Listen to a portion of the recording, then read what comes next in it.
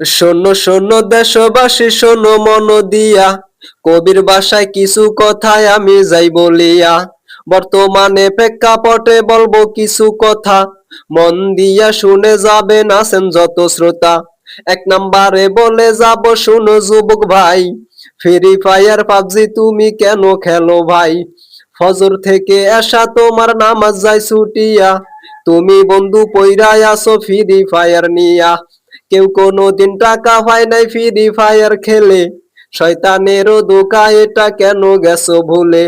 রোজার মাসে খাও তুমি সিগারেট আর বিড়ি, ধৈর্য ধরো পড়বে গলায় জাহান্নামের দড়ি। হাদিসেতে বলছেন নবী, শুনো যুবক ভাই, রোজার মাসে দিনের বেলা যারা খানা খায়, জাহান্নামে যাইবে তারা, নবীজির ঘোষণা। জীবনে কোনোদিন নবী মিথ্যা বলেন না।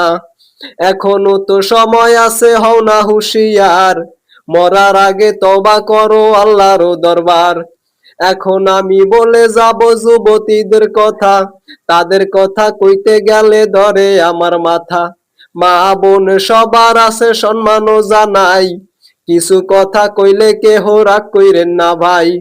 কিছু নারী আছে বাইরে নামাজ রোজাও করে, আবার দেহি টিকটকেতে ছবিও ছাড়ে।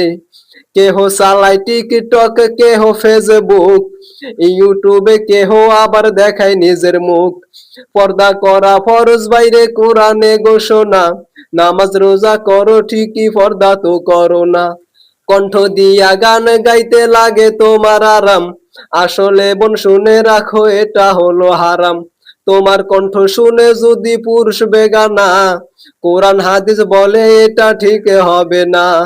কইতে গেলে অনেক কথা বলতে পারি না, হক কথা কইলে মানুষ ভালোবাসে না। সকল কিছু ঠিকই রেখে যাইও কবরেতে, না হইলে দরা খাইয়া যাইবা হাসরেতে। আশা করি সকল কথা বুঝতে পারবেন বেশ, এই বলিয়াই আমি আমার কথা করলাম শেষ।